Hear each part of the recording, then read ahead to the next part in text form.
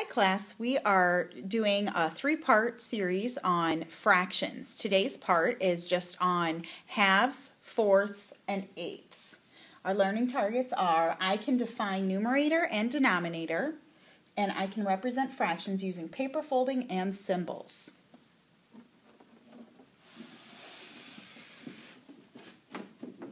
Our first thing we need to talk about is what is a fraction. So I have that represented a few different ways here. So our first one is our whole has been divided into two equal parts, and I've shaded in one of those two parts. So that represents 1/2 of our whole. This whole has also been separated into two parts, but they're not equal parts, not equal shares. So that doesn't represent 1/2. In order for it to be a fraction, they have to be equal parts. We have to have equal sharing. This whole here has been divided into 4 equal parts, and we've shaded in one of those parts. So 1 out of 4 is the same as saying 1/4 is shaded. And then 3/4, 3 out of the 4 are unshaded. In this whole, I've divided it into 3 equal parts, so thirds. We've shaded in 2/3 and left 1/3 unshaded. We can also think about people or different things like pizza or brownies and things when we talk about fractions. So I've represented that with a kind of a silly picture here. I have 5 friends, and so 5 is my whole. My whole group of friends is 5. So 2 of my 5 friends have green hair. So we represent that like this. 2/5 of our friends have green hair. And then 3 of our friends have purple hair. So we represent that with 3/5 have purple hair.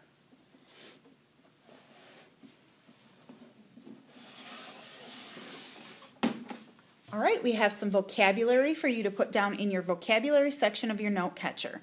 Our first word is fraction. So a fraction, the definition of a fraction is a part of a whole. Go ahead and pause your video and write that definition down. Then denominator is our next word. A denominator is the bottom number in a fraction. It is the number of equal parts that the whole is divided into. Go ahead and write that vocabulary word and definition down in your note catcher. And our last word is numerator. The numerator is the top number in a fraction. It's the number of parts you are interested in. So go ahead and make sure you have all those written down with their definitions, and then we'll describe it a little bit more in detail here. So I have this fraction 3/5.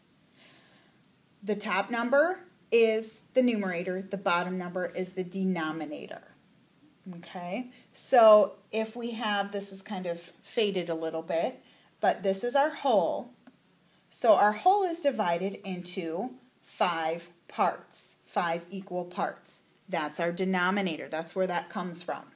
Okay, the number of parts we are interested in is the number of parts that are shaded. So that's 3. So 3/5 are what we're interested in. 3 out of 5 are shaded.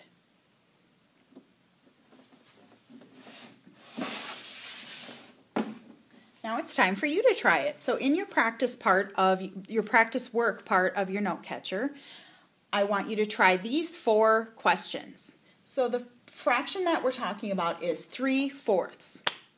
So I want you to write down number 1. What is the denominator in 3/4? Which number is the denominator? Is it the 3 or the 4? Feel free to go back to the previous slide, rewind if you forget what that is. Then what does the denominator tell us? So what does it mean? What does it tell us about what we're looking at? If it's 3/4 of a pizza, what does the denominator tell us? Then number 3, what is the numerator? And then number 4, what does the numerator tell us? Again, go ahead and rewind if you forget what those mean, because we want to learn those.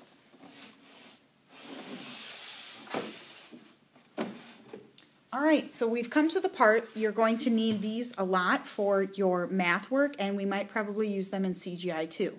They're called fraction strips. So you're going to need, first of all, you're going to need your envelope that you used for your geometry figures. You can go ahead and get rid of those geometry figures, but keep the envelope because we'll need them for our fraction strips that we'll be cutting out. So you're going to need your Unit 12 DAB, and you're going to turn to page 199. It looks like this, called Making Fraction Strips. So you're going to need some colored pencils. You'll need a yellow, red, brown, and then a gray, or you can just use a regular pencil that you write with for that. So you're going to color your top 4 strips, 1 yellow, 1 red, 1 brown, and 1 gray. Then you're going to carefully cut out. We want to cut out on those dotted lines very carefully. We don't want jagged edges. We want nice straight edges so that we can have equal parts. So you're going to cut out those 4 strips then that will be colored. They don't have to be colored very perfectly. Here's an example of one of mine, just as long as you can tell what color they are. We want something that's going to look like this in the end. This is in your math book on page 336. This is a fraction chart using the same kind of idea. So that's where we're going with all of this. So number 4 says, after you've cut out those 4 strips, then label the yellow strip whole. Don't fold it. So here's mine. Yours should look kind of like this. Like I said, it doesn't have to be perfect coloring, but we want it to say the word whole because this represents our whole. We're not going to fold this into sections, it's one whole. Number 5, fold the red strip into 2 equal parts. So I take my red strip, fold it into 2 equal parts. I want to make sure they both line up on this edge. And then when I fold it, I want to do kind of my fingernail down the side and do like a nice crisp edge on that. Okay? And then you want to draw a line on that nice fold that you just did. You want to take a ruler and line it up and draw a nice line there. We don't want any squiggly lines, so we want to use a ruler to find that fold and draw that line.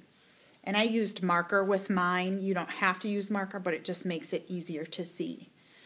And then label each part 1/2. And you can see I did that here and here. Number 6, fold the brown strip into 4 equal parts and do the same process but label each part 1/4.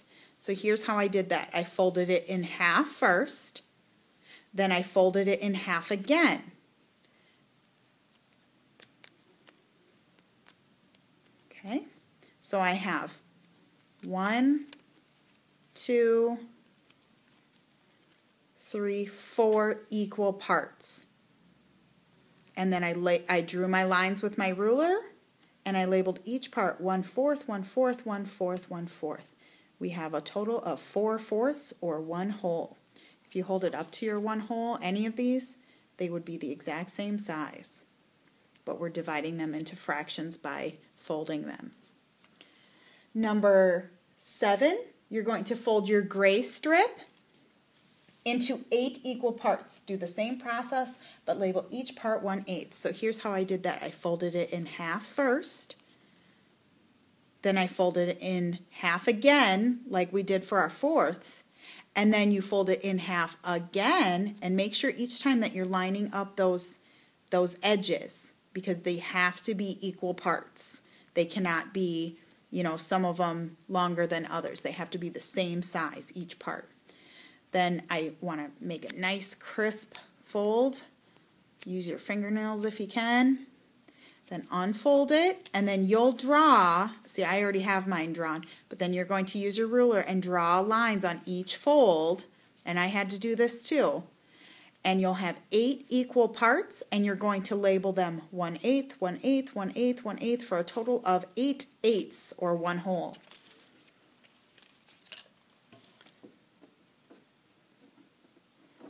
So that's it for your directions for your fraction strips. You will probably have to look at that again for directions for how to do that during math class, and that's fine. So to show 3/8, so if I have my eighths here, to show 3/8, you need to use the fraction strip that is divided into what? Would it make sense to show 3/8 on this strip showing halves, this strip showing fourths, or this strip showing eighths? It would make sense to show 3/8 using a fraction strip that is divided into eighths.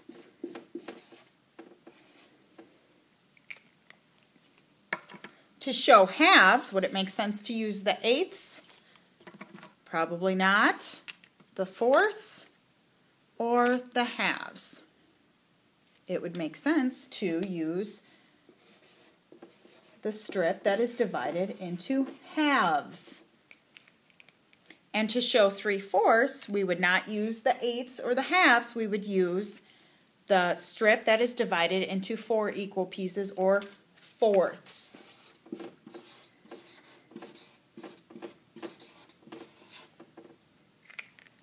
If you have any questions about what we talked about in this video, feel free to write those down in the question section of your note catcher. Go ahead and summarize what you've learned about fractions and denominators and numerators in the summarize section, and be ready to learn about the next type of fractions.